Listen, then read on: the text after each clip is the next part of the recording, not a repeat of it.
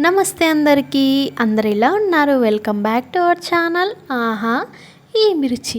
ఈరోజు మన ఛానల్లో రెసిపీ వచ్చేసి సింపుల్ అండ్ టేస్టీగా గోరుచిక్కుడు ఎగ్ ఫ్రై ఎలా చేయాలో చూసేద్దాం.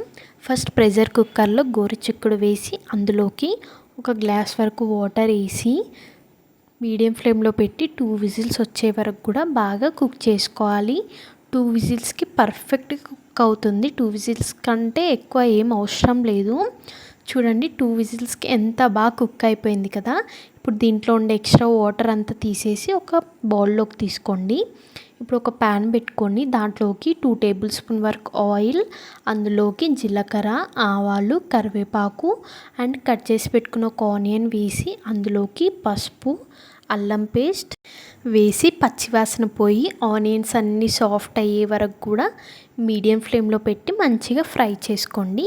ఇప్పుడు దీంట్లోకి మనం ముందుగా ఉడికించి పెట్టుకున్న గోరుచిక్కుడు ముక్కలు వేసి మొత్తం కూడా ఒకసారి బాగా కలపండి. అంతా ఒకసారి బాగా కలిపిన తర్వాత ఇప్పుడు దీంట్లోకి మీ టేస్ట్కి బట్టి మీరు తినే కారంని బట్టి కారం అండ్ టేస్ట్కి తగినంత ఉప్పు వేసి ఒకసారి మొత్తం కూడా బాగా కలిపి ఒక 2 మినిట్స్ ఫ్రై చేసుకోవాలి. 2 మినిట్స్ తర్వాత మీరు తీసుకునే గోరుచిక్కుడు బట్టి దీంట్లోకి ఎగ్స్ వేసుకోవాలి. నేనైతే 2 ఎగ్స్ వేసుకుంటున్నా.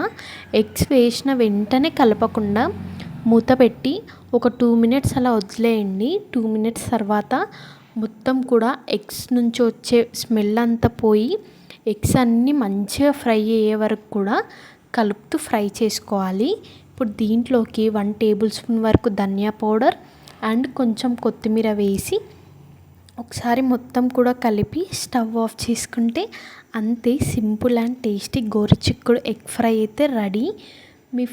మీ ఫ్యామిలీ అండ్ ఫ్రెండ్స్కి కూడా షేర్ చేయండి. అండ్ మీరు ట్రై చేస్తే డెఫినెట్గా కామెంట్ చేయండి టేస్ట్ ఎలా ఉందో.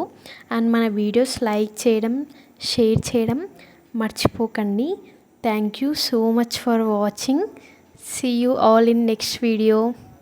Bye.